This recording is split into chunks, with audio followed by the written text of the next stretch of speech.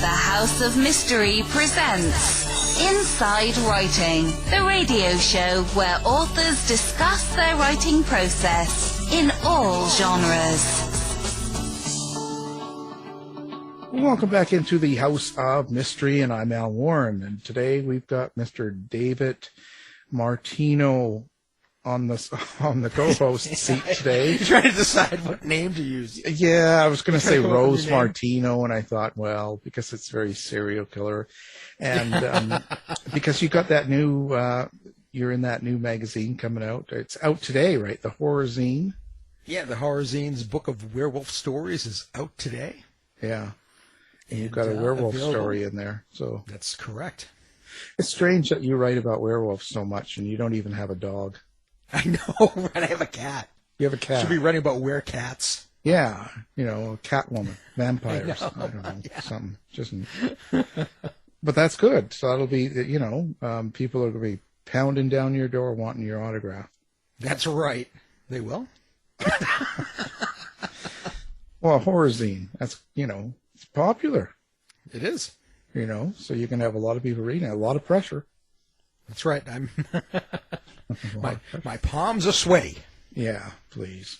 Yeah, another day. Well, okay. Let's jump right in. We've got a guest waiting, and she's written some really interesting books here, and looks like a mystery writer. The newest book is Argyles and Arsenic. So she likes to poison people. So, Molly MacRae, thank you for being on the show. Thanks for having me, Al. Well, so Molly, you write mysteries, and I wonder. So, mysteries. Where did you get the bug for mysteries? Do you read certain mysteries? Have you for years? Like, where does that come from? I started reading mysteries when I should have been studying for exams when I was in college. Someone said, well, rather than study for that, why don't you read this Agatha Christie? And that sort of did it for me. I've been reading mysteries and thinking, yeah, I could do that. I think I could do that since then, and turns out I could. Whenever someone says that to me, I always kind of wonder, well, I can do that.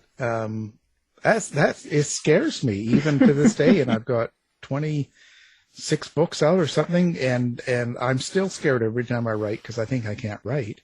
Oh, absolutely. I think I can, but as soon as I sit down to write a book, it's like, I don't know how to write a book. What makes me think I know how to I don't even know how to start a sentence or a paragraph. Well, it's crazy. In a way, what do you think was the drive for that for you, other than, well, I know I can write a book like this, or I could do this? Was there something that you really wanted to accomplish with writing? I have always, since I was a kid, and books were read to me before I could read. It just was something I was drawn to. When my brother Andy read One Fish, Two Fish, Red Fish, Blue Fish to me when it first came out, I just thought, wow, this is great stuff. I would like to do that. And so I wrote little things, dumb things, but all throughout. And then I think it's wanting to. A lot of it is wanting to see a book on a shelf with my name on it, but that wasn't really the impetus. It's just like, I want to do this. Books are great things. I like everything about them, and writing them is part of that. When did it start for you, as in getting published? How long have you been writing professionally now? Out with short stories, because I had two small children at home, and I thought, well, they're shorter, so that should be easier, and they take less pencil. And I set myself some goals. I decided I would go for the big letdowns first. And this was back when there weren't so many online options. There was Alfred Hitchcock's Mystery Magazine, Ellery Queen Mystery Magazine, and not much else for mysteries. That didn't pay anyway, and I thought I might as well see if I can actually get paid. So I wrote a story and I sent it in, and it got rejected, and I did that. They accepted about the fourth, it's either the fourth or the fifth story that I sent in. And that was just amazing to me. And that was back in 1989. So that was a while ago. And then I worked my way up from there. I thought, if I can sell three short stories, then I will join Sisters in Crime, or Mystery Writers of America, I guess, at that point. I'm not even sure Sisters in Crime existed at that point. But I set myself these little goals and then decided at some point I'll try a book. So then I tried a book, and I put that in a drawer because it didn't. I tried for an agent at that point. That was again in the 90s, and put it in a drawer. And other things happen. Life happens, but I kept going back to it. Wow, you mentioned Alfred Hitchcock's mystery magazine, and it's kind of amazing that you got you got a story published like after your fourth try. I've tried with Alfred Hitchcock as top mystery magazine for those who don't know, and I tried to get accepted, but no cigar yet, right? But I was just wondering, all things being equal, would you rather write short fiction or long fiction, or are you a natural? Do you consider yourself a natural short story writer, or a novelist, or is it both? It might be both. I did get about 7 stories into Hitchcock, and then because I had contracts for books, I haven't had time to write a short story. They take a long time, to do it well. I'm a slow writer. I really love short stories. I love that I just like small things. So, I think if it came down to it, if I never got another book contract, I'd be happy writing short stories too, because they're just nice and compact. I think one of the reasons that first story finally went, why they took it, I'm not really sure, but it was, my mother had died, and I had her ashes because we were going to bury her the next summer. And I had her ashes in the linen closet. And I thought to myself, well, this is just really strange. My mother's in the linen closet. And so the story started out pretty much that way. And I don't know, that worked. It was interesting. There you go, Dave. They don't even take his emails anymore. No. It just gets sent back. It's like, stop sending us this. Yeah, exactly. Yeah, that's crazy. Well, this was back when you sent it out by paper. You did it. Oh, yeah. You actually put your social security number on it. Mm-hmm. Wow. Things have changed a little. Mm-hmm. Now, the new book is part of what you call the Highland Bookshop Mystery Series. So let's talk about what's the premise of this mystery series. It's 4 women, 3 Americans and a Scotswoman, who are living in central Illinois, like where I live right now. And 2 of the women are retirement age. One of the Scotswoman has been living in central Illinois with her husband, who was a professor. Her parents now, back in this little town on the west coast of Scotland, are aged. They're losing their memories, they're losing their hearing, and she would like to go back. Her husband has since died. She would like to go back and care for them.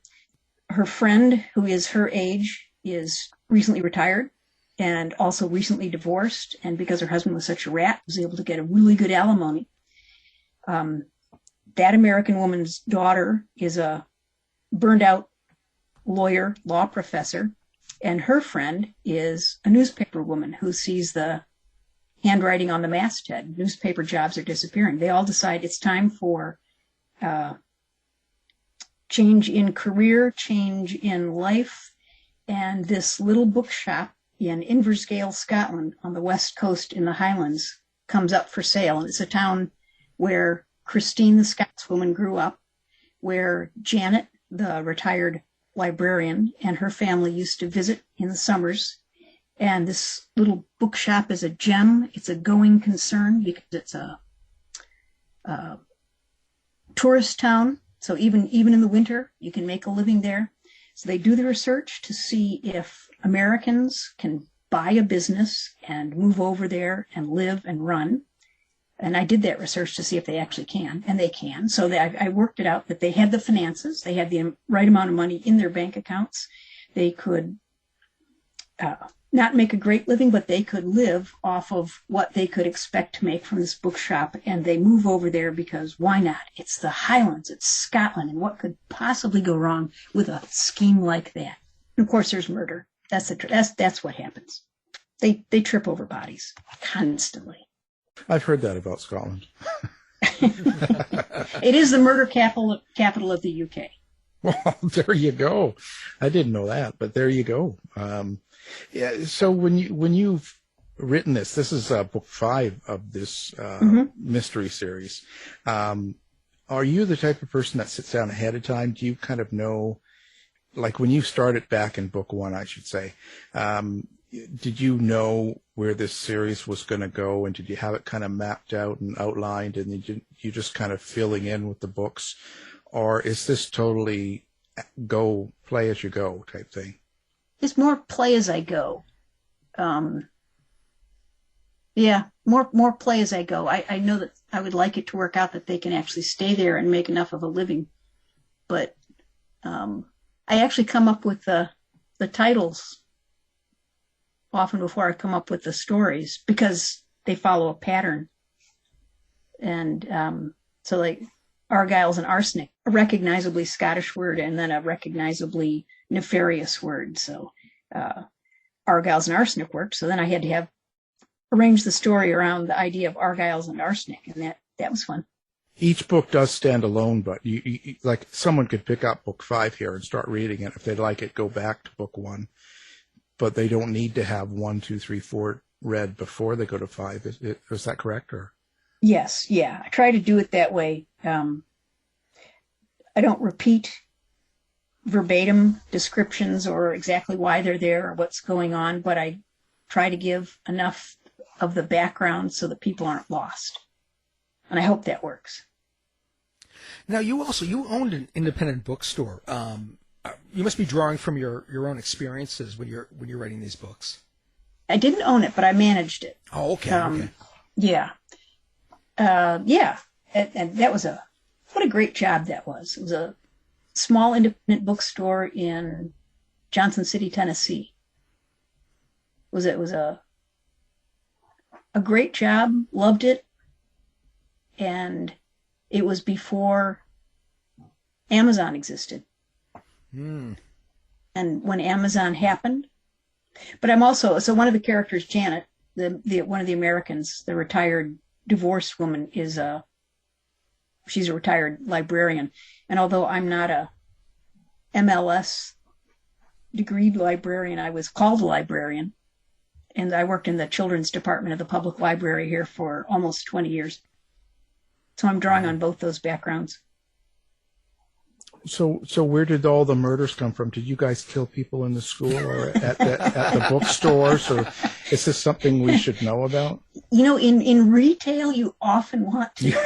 Oh, I know. I've been there and done that, and it's not easy. You know where it comes from, yeah. Yeah, but I didn't have any bodies in the back. But you never know. Well, so that's interesting. Do you put yourself into one particular character, or are you kind of in all the 4 main characters? Probably more I hear them in my head. They don't talk to me, they talk to each other. So they're all in there, so they must all be part of me. But I think because the stories are, although it's an ensemble cast, they all work together, these 4 amateur sleuths. Their stories are told through Janet's eyes, and she's the former librarian. So, yeah, I would guess I am a little bit more invested in her. So you say you hear them talking. So does that mean, is that when you're on your schizophrenic medicine, or is that when you're off? It's an odd experience, that's for sure. When I was writing the shorts for Hitchcock, we moved from Tennessee to Illinois, back to Illinois. We hadn't lived in Illinois for almost 25 years, I think. And then due to job loss, moved back here.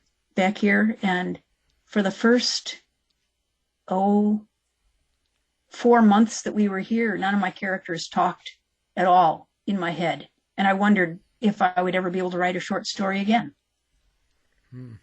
But then one day they started talking again. That was, oh, thank goodness they're back. And I did sell more stories to Hitchcock after that, so that was nice. But if you ever want to be invisible, move back to a college town as a 45-year-old woman. I did that. Did you? Yeah. That's how I made it, actually. Well, I hear that's how I kind of experience characters too. I hear them in my head, but Al will say I'm crazy, and I am. But I'm just wondering, have you had any characters do anything that surprised you? Have they like rebelled against a plot or anything like that? Not rebelled against a plot, but they've done things I didn't expect, which have propelled the plot. In one of my Haunted Yarn Shop books, the main character, after the sheriff's deputy insulted her dead grandmother, just hauled off and just socked him right in the nose. And it's like, I would never do that myself, but boy, it was a good move. Yeah, I've had them do usual things. Like I'll suddenly find out that one of them has a black belt in something. Oh, that's interesting. But it's an interesting process. For me, I've always just published nonfiction. I've never delved in this fictional area, so it's kind of interesting. In a way, I guess I was going to say you have a lot of freedom. To kind of decide where the story's going to go and how the characters are going to be and what's going to happen. But then when I speak to authors like you'll kind of almost like say, well, this character did this, and it's kind of a surprise to you. So in a way, you don't really have control, or how does that work? I think I kind of do have control, but they do in small ways. It's not rebelling, it's just revealing their nature. They work within the framework. I do work from an outline. But sometimes the outlines obviously go astray. It's more of an organic outline. I'm not a plotter or a pantster, as they say. I do plot, but I don't write from the seat of my pants. But my plots, because they change and grow, I'm more of a plantster. I plot and pants. It's an organic process. Sometimes I have, especially in the Haunted Yarn Shop series, there were times when I couldn't figure out how I was going to get from a point in the middle to the end. And I sat down and wrote a letter to the main character asking her to please tell me what's going on, because I was stuck and I just was spinning my wheels. It was really an awful feeling. And she wrote me back, which was, it was more like, it was free association writing. It's not the same as writing a story. So it was nice. She was just able to, without any structure, just say, well, this and then this and then this and this. And it was a nice long letter, and it helped. I was able to finish the book. And so when you do something like when you did the Haunted Yarn Shop mystery series and stuff, is this kind of just a personal experience? Like, do you have some sort of ghost encounters or something going on as well as voices? I'm just trying to figure this whole thing out here.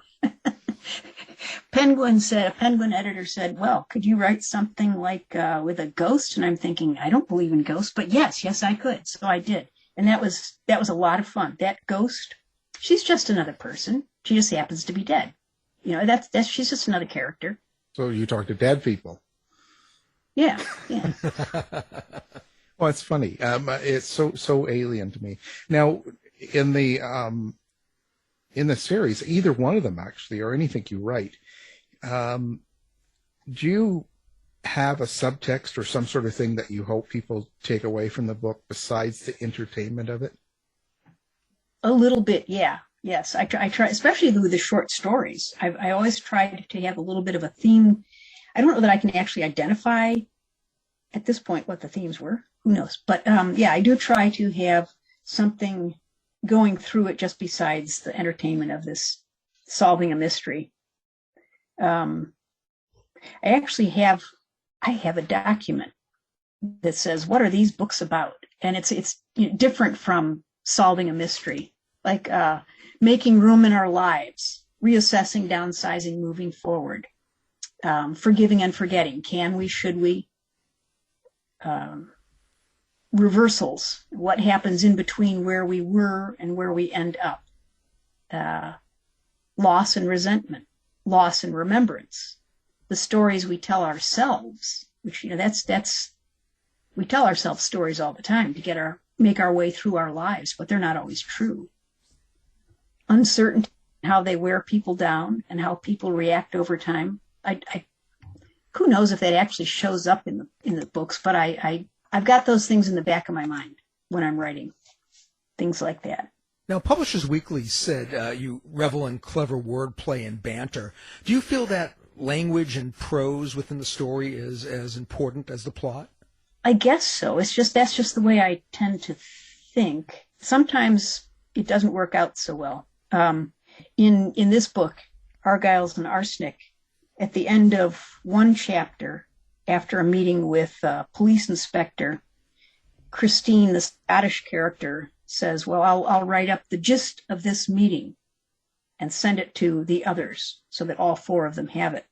So then the next morning, beginning of the next chapter, it says, the gist that Christine wrote up.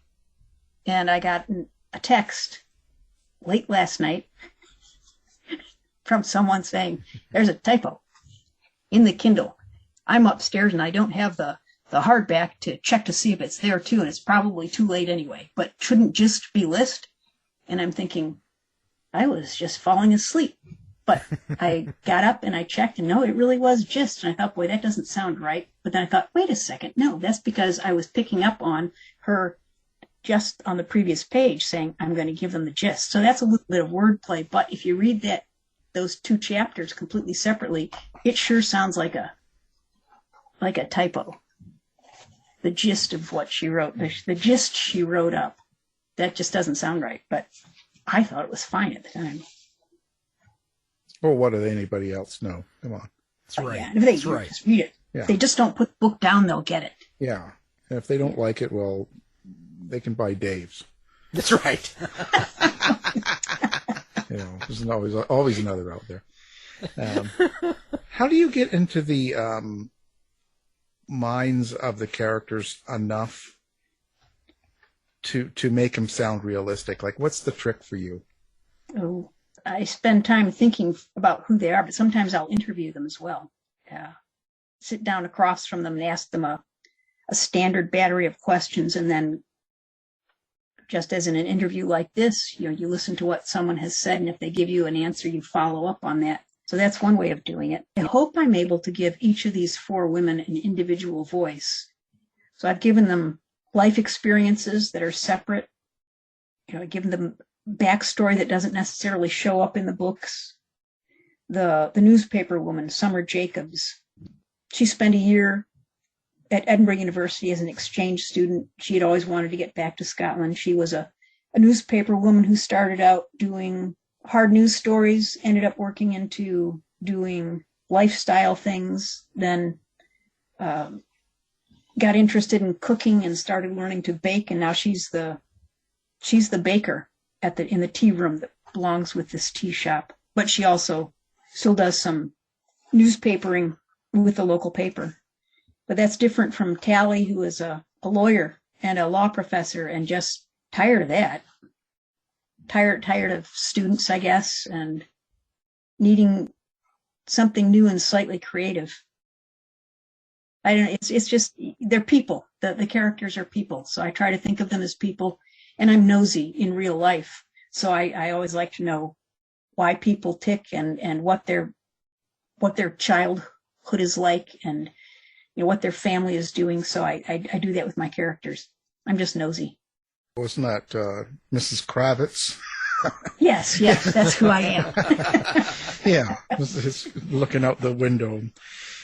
That's right.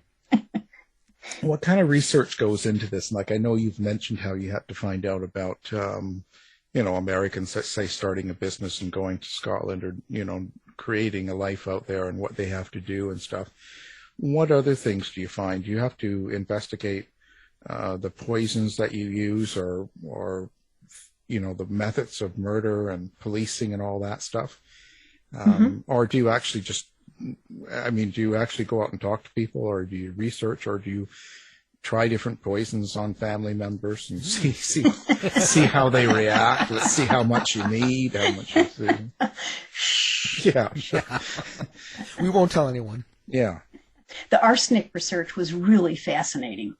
It's what an interesting poison. It's been used for centuries. And one of the cool things I discovered was that the main character, Janet Marsh, turns out the guy who invented the first test so that people would know that arsenic was present and had been used to kill, his last name is Marsh, James Marsh, and he was Scottish. So how cool is that? What a neat bit of synchronicity. Arsenic was used in ways that just boggle your mind now, because they knew it was poisonous, but it was because it could make such beautiful colors, like green, a beautiful bright green. They used it in all kinds of things. They used it in wool to knit socks. They used it in paper flowers on hats. In fabric for dresses and suits and children's dresses. And they used it in wallpaper. They used it in beer. It ended up in some candy by accident because the confectioner thought he was adding plaster of Paris to help, so he wouldn't have to use so much sugar, which was expensive. He used plaster of Paris in his candy, but they'd accidentally bought, instead of plaster of Paris, arsenic. And they used arsenic in the candy, and they sickened over 200 people and killed more than 20 because they wanted that little bit of green in their candy. Dying for chocolate. Yeah. They used it in cosmetics too. Didn't they use it in makeup too or something? Yeah. And it was actually used in medicine too, and used successfully in medicine. And because arsenic is an element, you can't get rid of it. So once it's there, even if if it's in your lumber, your green tinged lumber on your deck, which they don't sell anymore, but some people still have those decks. If you burn that wood, you haven't gotten rid of the arsenic. It's in the ashes. And if put those ashes in someone's porridge, wouldn't look so good, but you could kill them. Mm-mm. Well, we're getting ideas here. Yeah. I'm taking notes. Yeah. Write this The down. language has been interesting. I have some friends in Scotland, and I have a Scottish friend here who they've helped me get. I know I don't get the vocabulary entirely right, but that's fun to research too.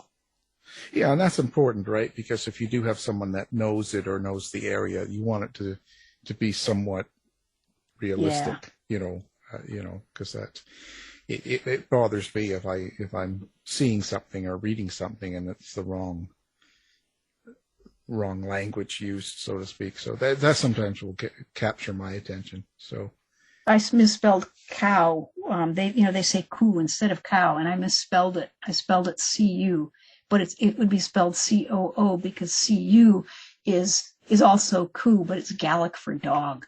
So I was like, oh, only one person has pointed that out, but I feel bad. Well, we'll make sure everyone knows this, and Thank you. and everyone can send you a little message. Have them send me a text at about 11:30 at night. Yeah, well, it's important. It's important to know. Yeah. Well, so where do you get your inspirations from? And it doesn't just have to be writers. Like, what kind of things do you think influence you? News, the newspaper. So many interesting things in the newspaper. Just talking to people, overheard conversations, misheard conversations. misread newspaper articles or headlines, just all kinds of things. You're walking down the street, you see something strange in a yard, or an interesting tool.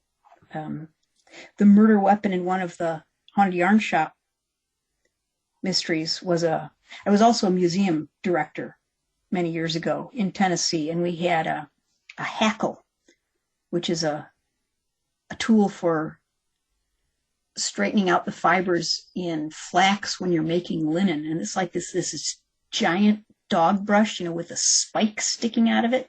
But it's this great big thing, and what a wicked tool that is. So that killed someone in my book. That was fun. So you have a lot of fun writing these books. At the end of a book, when you get it into the publisher and it's getting finished and then it finally gets published, do you think that the process of each book changes you slightly? Oh, I have never thought of that question. Like. Do you think well, I mean, for me, it seems like each time I complete a book and it's done and I move on to the next one, I find that I write differently. Each one kind of takes me somewhere different. And when I start the new project, I think I do it slightly different. Oh. I think I get something out. I think I get something out of each book I do. So each time I complete a book, there's things I learn, there's things I get. Okay. And then, so when I go on to the new one, that I'm a new person, so to speak. I have some new things about me some things that have changed throughout that process. So new insights. So I like to look back at that and sort of see at times. That's my way of hearing voices. David, do you feel that way when you're through? Yeah, it's interesting. Maybe a little bit, because maybe I view the world a little differently from going through that process.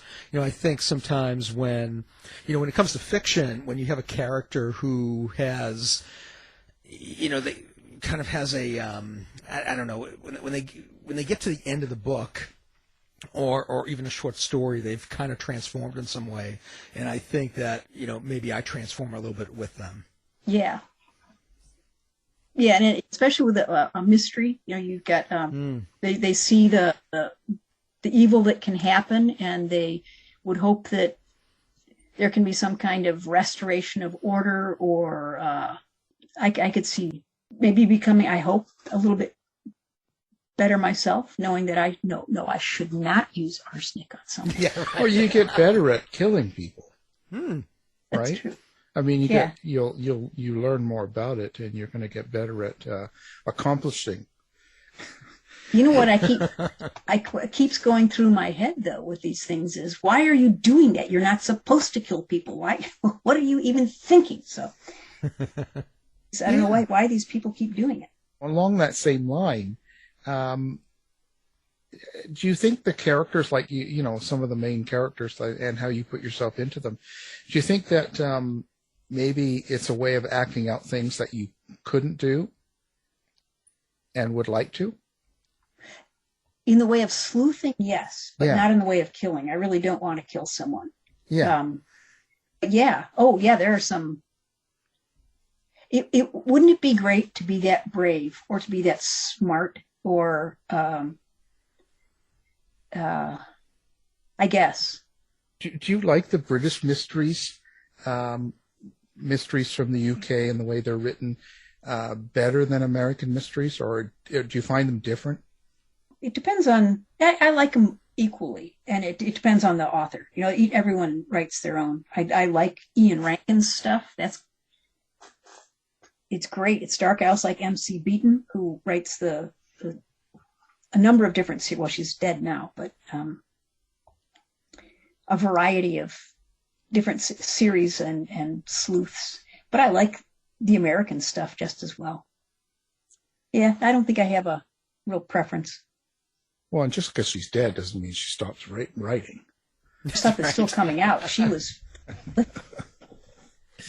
So that's interesting. So now if someone had never read any of your books before and they're just hearing you now, and of course you've got the new book out, but besides that, if there were one book that you were to recommend to them to say, well, listen, read this and you'll kind of get the feel for the kind of writing I do, which one would that be? Wow. Either the first in the Highland Bookshop series or the first in the Haunted Yarn Shop. They set everything up, and they're slightly different because Haunted Yarn Shop is told first person from one person's point of view, and Kath is very much the main character, and then the Highland Bookshop is third person and the ensemble cast. If they just wanted to dip into things, though, there's a collection of my short stories that were in Hitchcock. That it's called My Troubles, I think. But those things they're pretty old by now. So I think my writing has improved. I don't know. Who knows?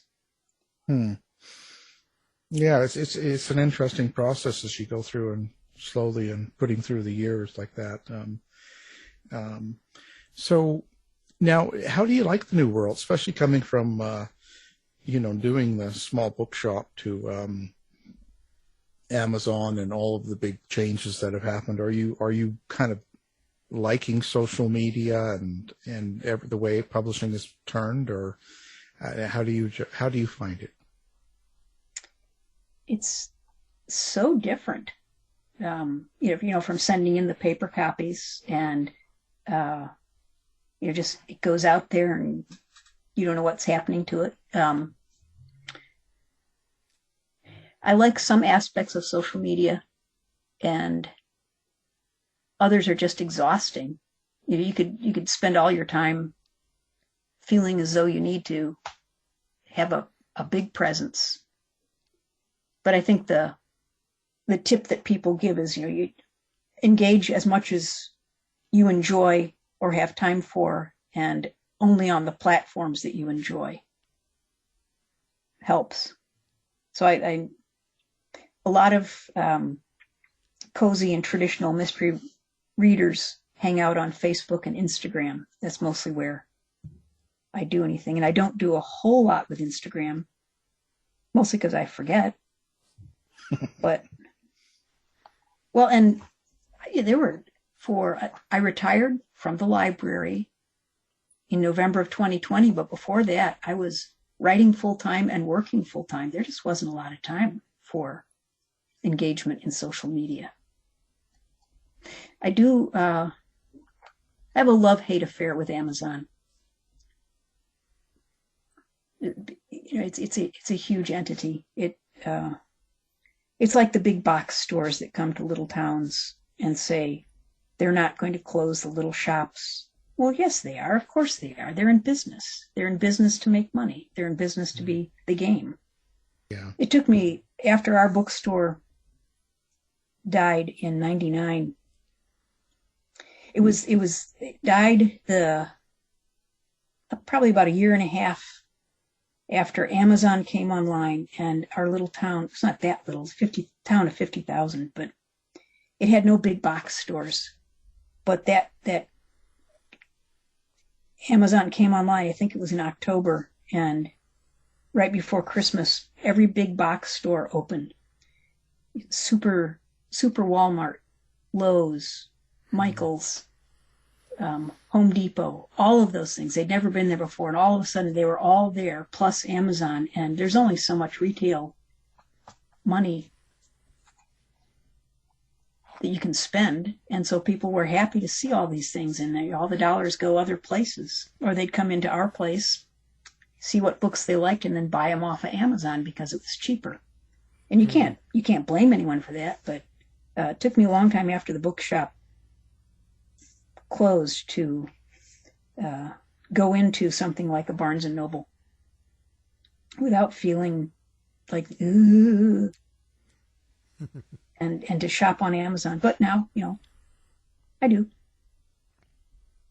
Well, it's funny because I kind of miss, in shopping for books, kind of like that, the thrill of the chase, finding stuff, poking around smaller bookstores and stuff like that, which I used to love to do. Do you feel the same?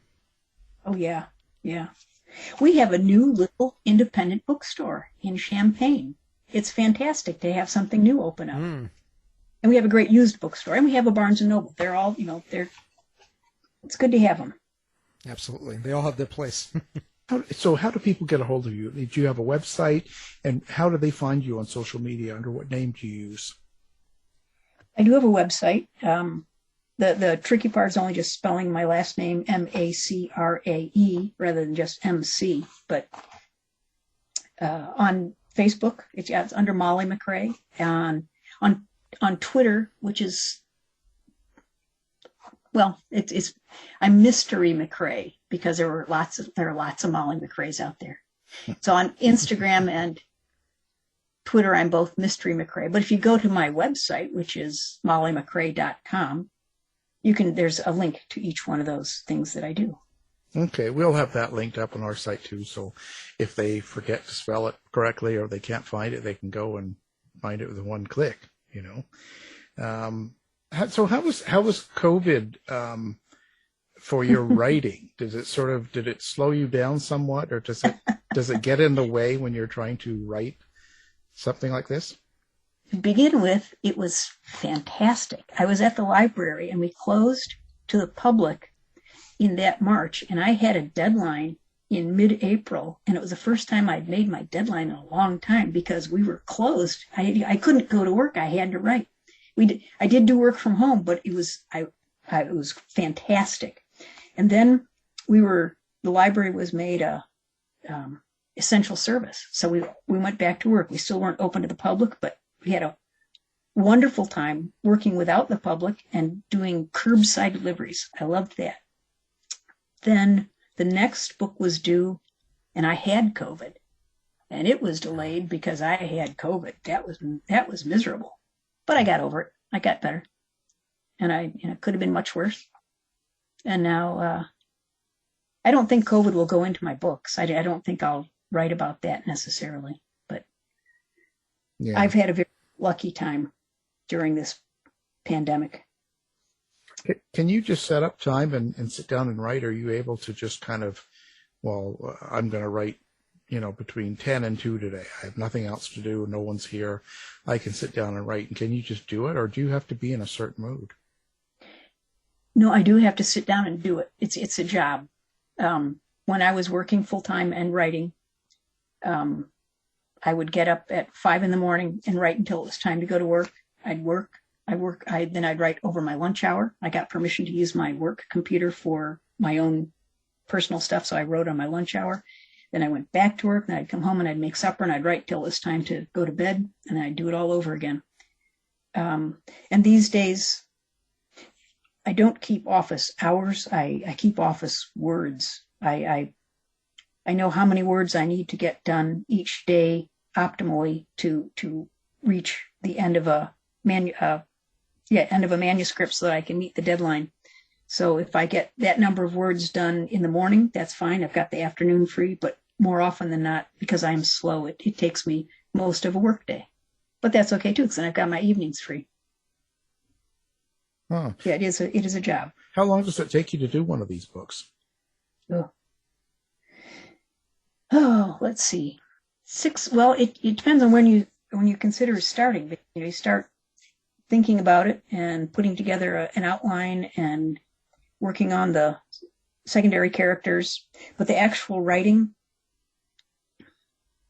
if I do, say, 750 words a day, so if manuscript is going to end up being 85,000 words, and they should be between 80,000 and 85,000, and you do 750 words a day, which some people can do just like that. I can't. It's 113 days. Of course, that's no days off. So I have to build days off in there because things, life just does happen. Sometimes you get COVID. You don't get any days off.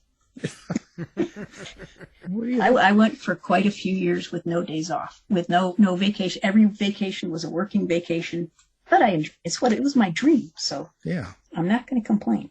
So what's next? What do you got coming up next after this book release here? It's been out for a bit now. So what's coming up next? I'm going to start a book in May for under my pen name. It's for a continuity series where there are a number of authors writing the books in a series as though one author is doing it, but they each do it under their own name. They're short books and quite different. So I've got that, and then we don't know yet. My agent and I don't know yet whether the publisher wants more of the Scottish books. If they do, I've got the title ready for it. Otherwise, we've got some proposals in. We'll see what will happen. It's hard to know these days what will happen. Yeah. So you write under a separate pen name as well?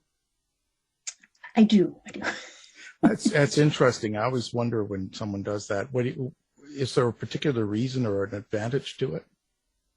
Because these books are a departure from, you've got your brand. It's a different brand, and the books are sold through a subscription book club service. So you don't even find them usually at a bookstore or Amazon.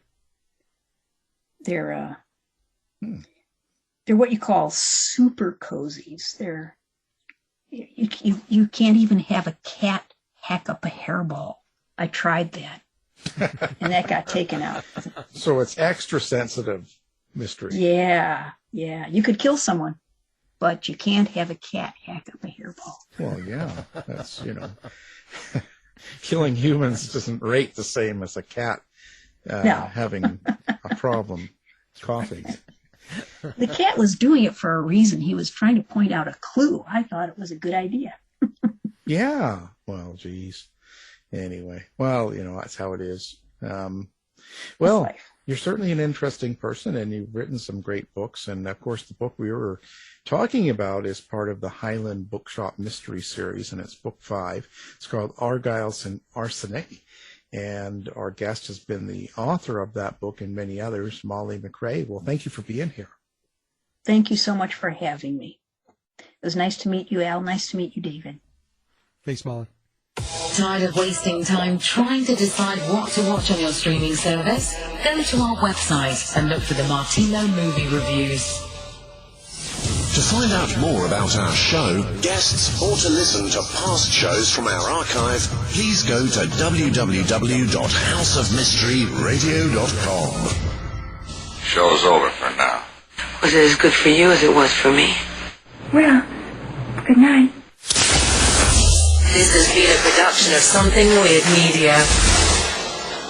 I'll be back.